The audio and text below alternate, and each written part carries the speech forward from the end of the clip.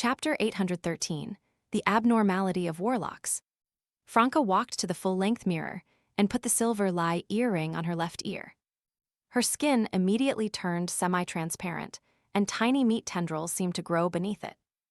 These meat tendrils squirmed and shifted, gathering together again.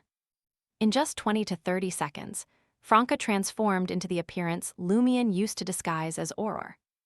After adjusting herself a bit, she smoothed down her blonde hair and looked at her reflection, saying, "Auror is really beautiful. Lie is amazing, it can do this much." "You've never used lie before," Jenna, standing nearby, asked in confusion. She remembered Franca using it more than once. Franca chuckled and explained, "It's been a while, just feeling nostalgic. Plus, after becoming a demoness of pleasure and using lie to tweak my appearance, I didn't dare do it again. Afraid I'd fall in love with myself and get lost in my own beauty. Now I've just made a slight adjustment to Auror's face, and she looks so beautiful. A natural beauty like her taking the demoness pathway, I can't imagine how stunning she'd become. Lie and the demoness, they're a perfect match, but it's too easy to lose oneself, preferring to live in lies than face the truth." Seeing Franca still able to joke around, Jenna quietly breathed a sigh of relief and nodded with a smile. "For us demonesses, lie is the most delicious poison." Franca murmured in agreement and turned back to the full-length mirror to adjust her height. Before leaving, she looked at Jenna and thoughtfully asked, "You need a few more good acts to fully digest your witch potion, right?" "Yes, if I rely on similar performances as before, it will take time and repetition," Jenna replied, knowing what Franca was about to say. Just like she often did, Franca was about to impart some digestion experience. With Auror's enhanced beauty, Franca smiled. "I think your acts have overlooked the black magic aspect of a witch. Think about it, isn't black magic an essential part of many witch legends? And many of those legends were likely left by real witches. You could try finding a scoundrel, someone who deserves to be hanged, collect their hair and flesh, and as a witch, predict their doom. Use black magic to torment them daily until they die." Jenna pondered for a moment. "I can give it a shot. But I do hope you becoming a demoness of pleasure would change things."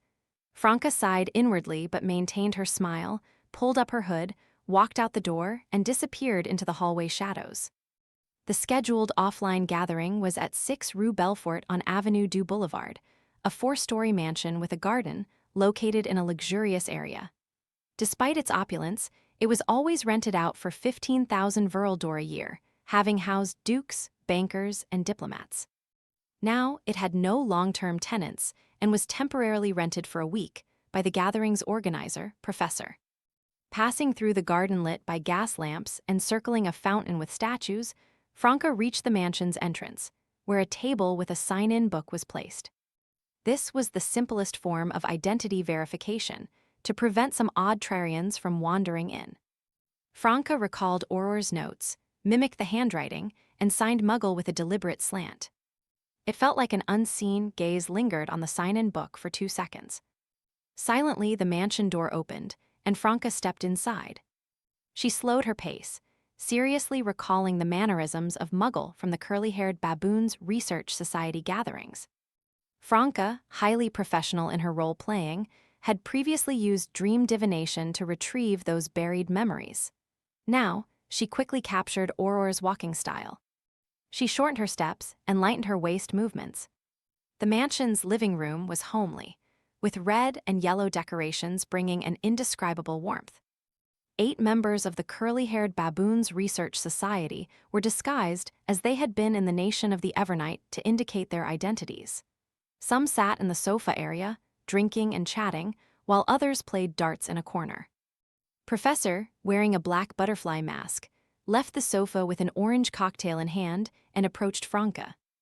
With a faint smile on her lips, she said, "Let's chat first, catch up on recent events, then we can drink, play board games, sing, and play cards. How does that sound?" "Great. If offline gatherings were just for trading items and exchanging mystical knowledge without any entertainment, what's the point?" One reason Franca was willing to attend was that it had been a while since she had fun with her fellow countrymen. Teaching Lumion and Jenna to fully understand certain things was too troublesome. Franca gracefully pulled up a high stool and sat next to Professor, casting a glance at familiar faces like Periodic Table and Isotope, wondering if there were any hidden Moses Ascetic Order members. "Muggle, are you settled in Trier?" The Academy team member with a periodic table painted on his face curiously asked Franca. Franca restrained her overly active side, showing just a bit to match Muggle's usual behavior, smiling as she answered, "For now, yes. But considering Trier's situation, I don't plan to stay long. I might move in a while." She subtly reminded her countrymen that Trier was dangerous, like living on an active volcano that could erupt any time. "Why do you say that?" Professor keenly asked the question Franca hoped for. Franca curved her lips into a smile and pointed to the floor. "I encountered some things in underground Trier that made me think great dangers are brewing below. They could erupt at any time." "Like the mirror people?" Professor asked thoughtfully. Franca nodded gently. "Yes." She didn't say much. It was confidential, and even if she did, others might not believe it without evidence. Professor, Isotope, and others fell silent, pondering something. Associate Professor and others playing darts returned to the sofa area, steering the conversation elsewhere.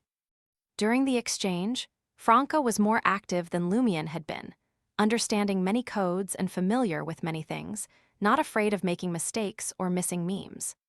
Professor glanced at her, pleased. "It seems you've recovered from the April Fool's incident, back to your usual self, not as silent as before, mostly just observing." Franca suddenly felt she might have messed up. Not that her disguise as Muggle was bad, but rather too good. If Lumion returned, the Academy members would surely wonder why she seemed post-traumatic again. Can't just say she was hurt again, right? Franca's mind raced, quickly finding a reason. "Actually, I haven't fully recovered. Some wounds might never heal, but chatting with everyone just now made me feel like I was back in the past." Professor expressed her understanding. She was about to say more when her face, not covered by the black butterfly mask, suddenly twisted in pain, her eyes bulging as if enduring great agony. She bent over, clutching her head.